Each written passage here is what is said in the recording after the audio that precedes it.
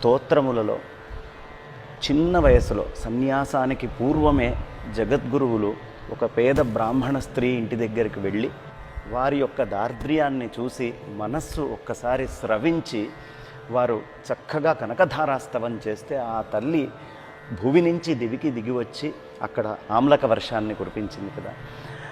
ఆ స్తోత్రం యొక్క వైభవం ఏమైనా? ఆ స్తోత్రం కనకధారాస్తవం అత్యంత అద్భుతమైనటువంటి స్తోత్రం.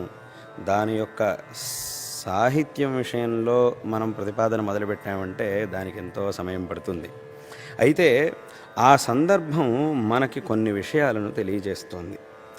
శంకరాచార్యుల వంటి ఆ మహాపురుషులు ఇంటికి వచ్చినప్పుడు ఆ గృహిణి తన యొక్క పరిస్థితికి ఎంతో దుఃఖిస్తూ ఇల్లంతా వెతికి ఒక ఎండిపోయినటువంటి ఉసిరికాయని తెచ్చి వారికి దానం చేసింది. అప్పుడు ఆమె యొక్క దుస్థితిని చూసి శంకరాచార్యులు వారు అమ్మవారిని ప్రార్థించారు. అమ్మవారు ప్రత్యక్షమైంది. అప్పుడు అమ్మవారిని శంకరులు ప్రార్థించారు, ఆమెకు నువ్వు సంపత్తును అనుగ్రహించాలి అని. అప్పుడు అమ్మవారు ఒక మాట అన్నది, మనం తెలుసుకోవాల్సిన విషయం. నా అనుగ్రహానికి వీళ్ళు పాత్రులు కావాలంటే దానికి యోగ్యమైనటువంటి కర్మలను వీళ్ళు చెయ్యలేదు. అంటే ఎవ్వరికీ కిందటి జన్మలో దానాదులను చెయ్యలేదు.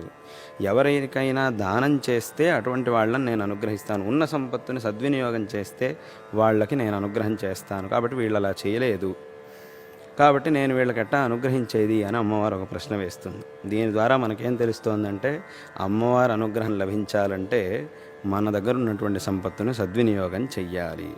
ఈ ఒక విషయాన్ని ఈ సందర్భం మనకి చెబుతోంది. అదే రకంగా చేసేటటువంటి దానాన్ని యోగ్యులైనటువంటి వాళ్లకు చెయ్యాలి. ఒక ఎండిపోయిన ఉసిరికాయని దానం చేసినప్పటికీ ఆ దానాన్ని ఎంతో భక్తితో శంకరుల వంటి మహాపురుషులకి దానం చేసింది కాబట్టి దాని యొక్క ఫలంగా ఆ సువర్ణామలక వర్షమే వాళ్ళింట్లో కురిసింది. శంకరాచార్యుల వారు అంటారు, కిందటి జన్మలో వీళ్ళు ఏం పుణ్యం చేయలేదు, దానాలు చేయలేదు అనేది వాస్తవం, కానీ ఈ జన్మలో ఎంతో భక్తితో నాకు దీన్ని దానం చేశారు, కాబట్టి దీనికి ఎంత ఫలితం వస్తే అంత ఫలితాన్ని నువ్వు అనుగ్రహించు అని అడుగుతారు. అప్పుడు అలాగైతే సరి అని అమ్మవారు వెంటనే సువర్ణామలక వృష్టిని కురిపించింది. ఇదొక విషయాన్ని మనకి చెబుతోంది. కాబట్టి మనం చేసేటటువంటి దానం చిన్నదైనా ఎంతో భక్తితో చెయ్యాలి, సత్పాత్రంలో దానం చెయ్యాలి. అప్పుడు అది మనకి ఎంతో అద్భుతమైనటువంటి ఫలాన్ని ఇస్తుంది. అదే రకంగా భగవంతుణ్ణి అమ్మవారిని ప్రార్థించేటప్పుడు ఎంతో భక్తితో మనం ప్రార్థించాలి. భక్తితో ప్రార్థిస్తే ఆ రకంగా క్షణమాత్రంలోనే భగవంతుడి యొక్క అనుగ్రహం మనకి లభిస్తుంది.